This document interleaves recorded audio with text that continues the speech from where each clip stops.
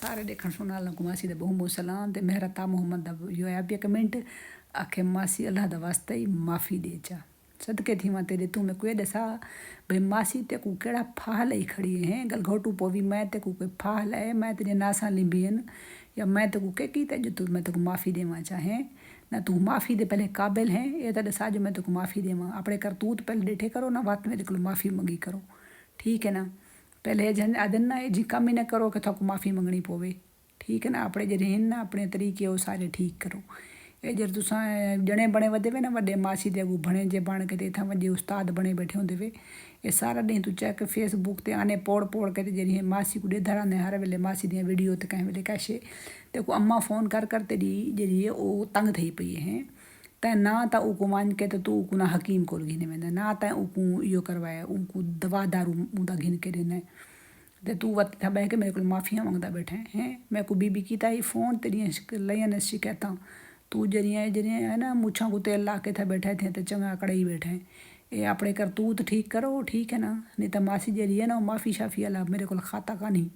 ठीक है ना। वो भी बीबी फ़ोन करके मेरे को तेरिया शिकायत लेंदी बैठी वहाँ खे जरा बैठे थे ना मुछड़ ये जरा इतना तू एडा हूँ नेक बाग बना बैठे ना ये मान के पहले अम्मा की खिदमत की थी कर ठीक है ना।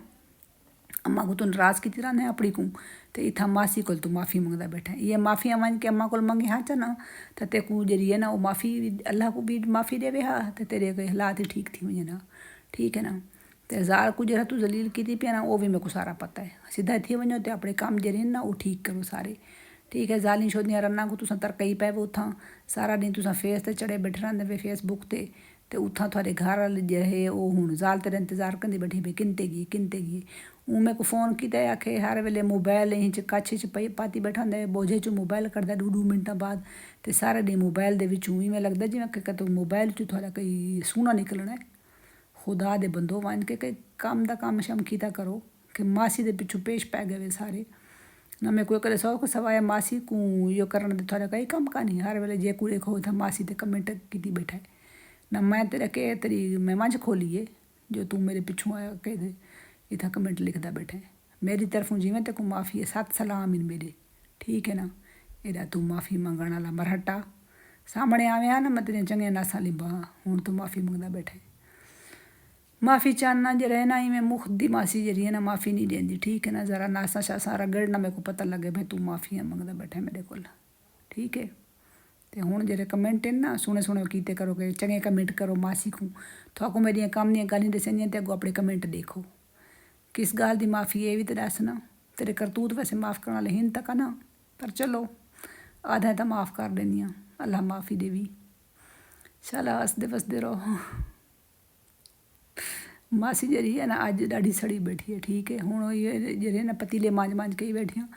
हूँ मेरा कोई हाल का नहीं थिया बेटा ठीक है ना। ये ना के बात मासी दा कोई चंगा बंदा हाल चाल पुछदा या मासी को आदा मासी थोड़ी कई हेल्प चाहिए वे या कई मदद चाहिए वे आके तेरी बुहारी दे देवा आके तेरी थां धो देवा ना कुनी चाड़ देवा ना बजेले बैसो था बह के ते था ना अजीब अजीब तुसा कमेंट करन दे बैठे होंदे मैं को हैरानगी थी चंगे मेरे बने जन मेरे इतने हूँ भरने जहीन ते मासी जरी है ना सारे न कप्पे तुसा मासी आप घर दे काम करेंदी है थोड़ा मेरे को होवन दा फायदा इतने मासी दे बने जो तो मासी में शहजादियाँ लिकर बैठी होवे चमकी बैठी होवे हर वेले ना मासी नौकरी करके आके बाद घर दे काम ही करने ते अगू थोड़े जरे ये मुछा को तेल ला के बैठे होंगे उथा अकड़े ही बैठे इतने को जरे कपड़े पाती बैठे ये माए वाले ला के ते थैंक यू मासी आज बस मासी आज सड़ी बैठी थोड़ी।